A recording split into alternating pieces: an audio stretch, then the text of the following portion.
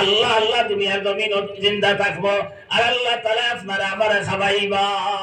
এই দুনিয়ার জমিন আপনার আমি আইছি একমাত্র আল্লাহ আল্লাহ রাসূলুল্লাহর সম্পর্ক লাগাইবার লাগিয়া, কিন্তু আমরা মনে করি আর এই দুনিয়ার জমিন আইছি আমি বিল্ডিং বানাইবার লাগিয়া, আমি জমিন বানাইবার লাগিয়া, আমি গাড়ি ঘোড়া চলবার লাগিয়া।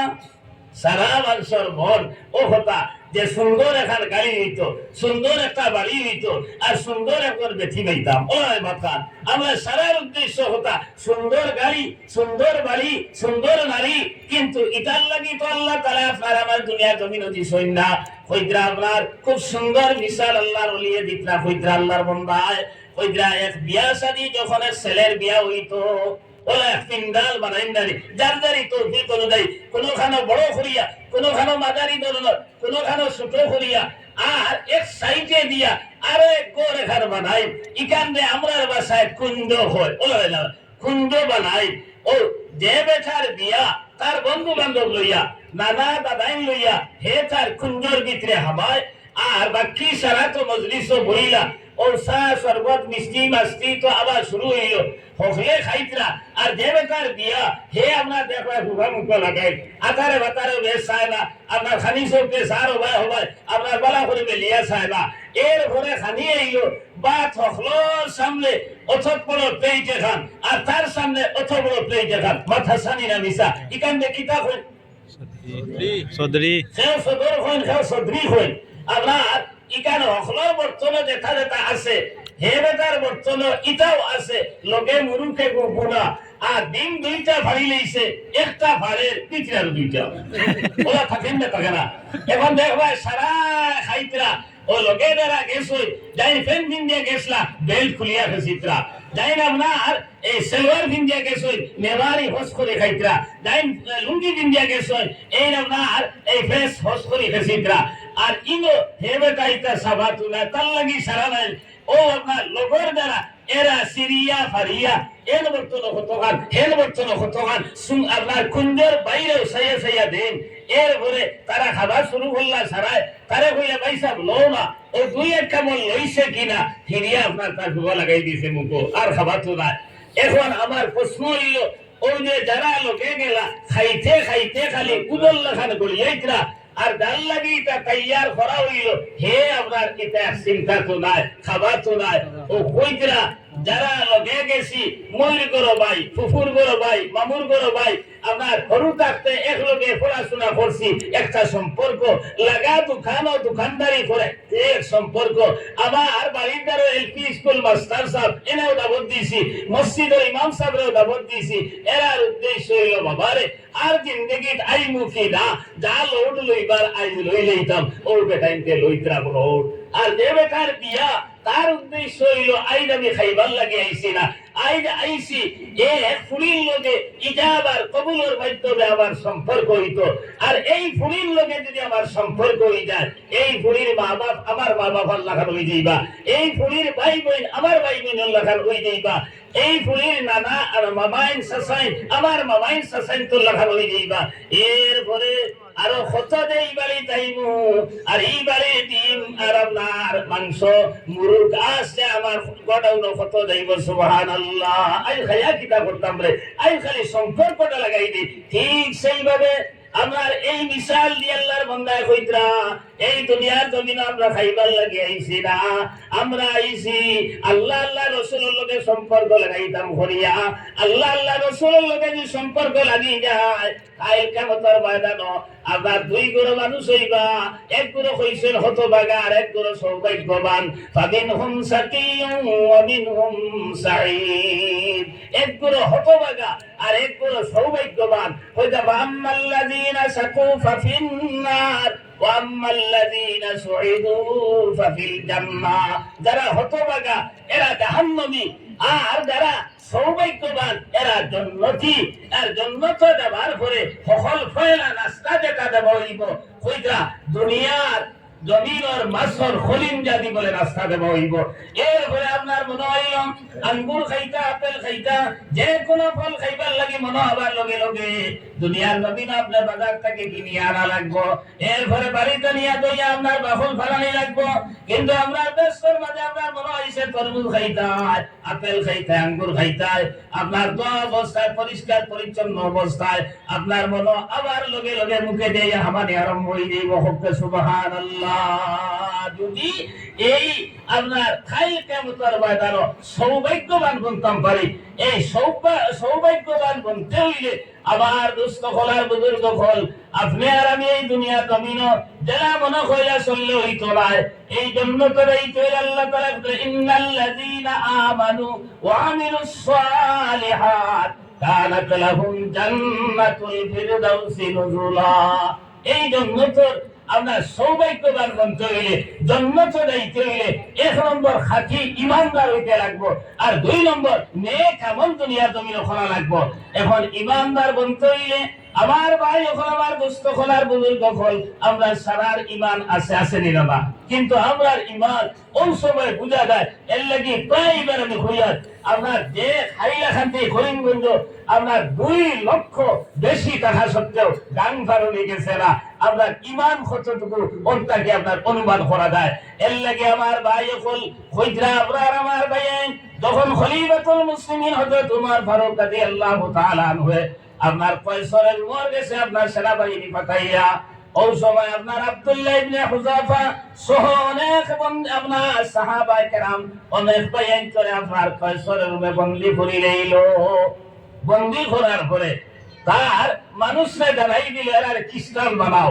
তখন একজন আইয়া কইল সাহেব এরা ইমান ও ওলা মজবুত, আপনার এরা ইসলাম ধর্ম ছাড়তা নাই আর খ্রিস্টান হইতা নাই, চেষ্টা করে লাভ হইতো নাই। ওই সময় থাইন কইলা এগুলো আনো চাই। ওই সময় আব্দুল্লাহ ইবনে হুযাফা আনা হইল। আব্দুল্লাহ ইবনে হুযাফা আনিয়া কয়সরের রুমের সম্রাটে কইল, ও আব্দুল্লাহ ইবনে হুযাফা তুমি খ্রিস্টান হই যাও, আমার বাদশা হাতে ৩ ভাগ করে ১ ভাগ তোমারে দিলাইমু। তাই কিচ্ছু মাতিলা না। এরপরে কইয়া মনে হইছে না আমার বাদশা হাতে 50-50 করিয়া অর্ধেক তোমারে দিলাইমু, অর্ধেক আমি রাখবো, তুমি খ্রিস্টান ধর্ম গ্রহণ করিলাও। আব্দুল্লাহ ইবনে হুযাফা কইলা, ও বাদশা আপনার ইমান ইলা জিনিস নাই, ইকু দরদাম করা যায় না, ইকু আপনার হস্তান্তর করা যায় না। আপনার ইমান আনার পরে এর বাদে আপনার কোন শস্য বানাই সন্দেহ নাই। ও আপনার আর কইল তাহলে এক কাম করো, শুনো আমি আপনার আস্থা বাদশাহী ধরে দিলাম, আর তোম বেটা বাদশা আমি তোর আপনার প্রজা থাকবো। ওই সময় আব্দুল্লাহ ইবনে হুযাফা কইলা, ও বাদশা তোমার বাদশাহী, তোমার বাপ দাদার বাদশাহী, আরব আদম সারার বাদশাহী যদি আমারে দিলাও তবু আমি ইমান ছাড়তাম পারতাম না। আমরা সামান্য কন্ট্রাক্টরি লুবে, সামান্য দুনিয়ার কিছু পয়সা পাইমো লুবে আপনার ইমান পর্যন্ত বেশি দাম পারি। হে ভাই মুসলমান, এই আব্দুল্লাহ ইবনে হুযাফা তখন আমরা কিচ্ছু মানলাম না। ওই সময় বলে চতুর্দিকে আপনার মাঝখানে উভা করাইয়া তীরওয়ালা, তখন তো বন্দুকের জমানা না, তীরওয়ালা আপনার শান করা হয়েছে।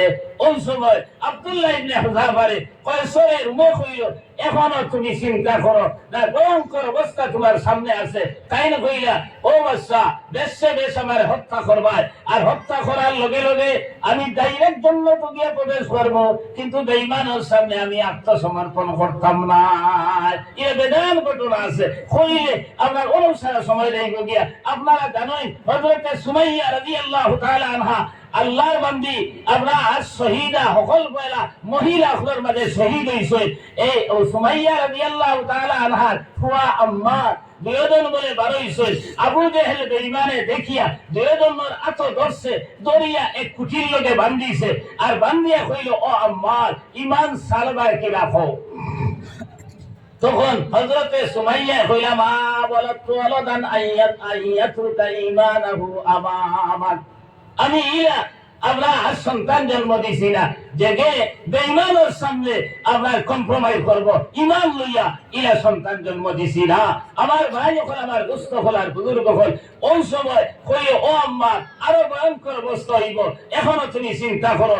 ও কথা কইয়া বেঈমানে হযরতে সুমাইয়া রাদিয়াল্লাহু তাআলা খবর করি লইছে হযরতে আম্মার এমন চিন্তার মধ্যে বললা আমার মা আমার সামনে আমার উলঙ্গ করলো আমার কোনো ক্ষমতা নাই কিচ্ছু করার আমার তলে দিয়ে কল্লা দিয়ে খান্দিত্রার কইত্রার আল্লাহ ওরা অসহায় অবস্থায় আমি আছি এর ফলে বেঈমানে উঠিয়া কইল ও আম্মার এখনো তুমি ঈমান আনবাই না ঈমান ছাড়বাই কি না খাও ও আমার হযরতে সুমাইয়া কইলা হে আমার আওলাদ আমার যাওয়ার ওই বর কিন্তু তুমি বেঈমানের সামনে ঈমান নিয়ে কম্প্রোমাইজ করবা না এর পরে কইরা এই বেঈমানে এক বর্ণনা মতে ইশারা দিছে এক বর্ণনা মতে এত বলে লইছে হে নিজে বলছা আর লইয়া হযরত সুমাইয়া রাদিয়াল্লাহু তাআলা আনহা লজ্জাস্থানের মাঝে এলোপাতারি আঘাত দেওয়া শুরু করছে রক্ত রঞ্জিত হয়ে গেছেন ওই সময় হযরত সুমাইয়া রাদিয়াল্লাহু তাআলা আনহা কইলা ও আমার ছেলে আম্মার আমি জন্মতর সুগ্রাম ভাইয়ার আমি মনে হয় এই মুহূর্তে শহীদ হয়ে যাইমো কিন্তু তুমি বেঈমানের সামনে ঈমান লইয়া কম্প্রোমাইজ করবা না এ ভাই মুসলমান এই দুনিয়ার জমিন চালিয়া গেছই কিন্তু আমরা নিজেও ঈমান ছাড়ছই না ওলাদ আপনার ওসিয়ত করিয়া গেছই যে খবরদার বেঈমানের সামনে তুমি ঈমান ছাড়বা না আই আমরা ঈমান কি করিলাই ও যে আব্দুল্লাহ ইবনে হুযাফারে বাদে জেলের মাঝে বন্দী করা হইল জেল যাবার পরে কইটা আমরা এক সুন্দরী নারী তার আপনার সামনে দেওয়া হইছে একদিন দুই দিন তিন দিন পর্যন্ত এই নারী রইল এর ঘরে বারোই আইয়া কইল রে খার গেছে আমারে দিলাই আমি আপনার অর্ধ উলঙ্গ ইয়া নাসিয়াম পর্যন্ত আল্লাহর বান্দার সামনে একবার তো আমার ভাই চাইছে না সৌতুল বাড়ি চাইছে না এ ভাই ঈমান খারনাম এইভাবে ঈমানদার যদি আপনার আমি বলি দিতাম পারি তাহলে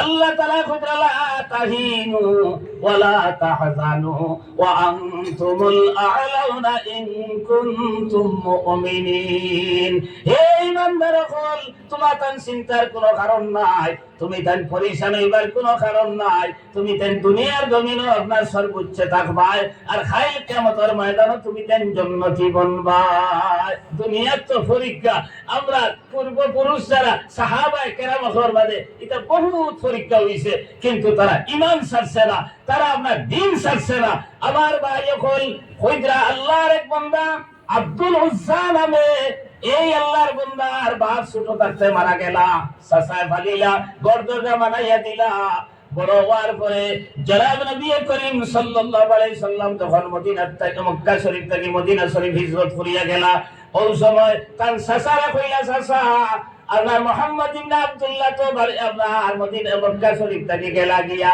এর ব্যাপারে তোমার অভিমত কিটা সাসা কইলা রে মানুষটা ভালো আসলো মুহাম্মদ ইবনে আব্দুল্লাহ আপনার মক্কা শরীফ ছাড়িয়া গেছেন গিয়া আসা মানুষ বড় ভালো মানুষ আসলা ওই সময় আপনার আব্দুল উজ্জা কইলা আয় সাসা আপনি ঈমান আনবানি বলে না আরে বেটা ঈমান আনা যাইতো না আপনার বাপ দাদার কর্ম ছাড়তাম পারতাম না ওই সময় তাই কইলা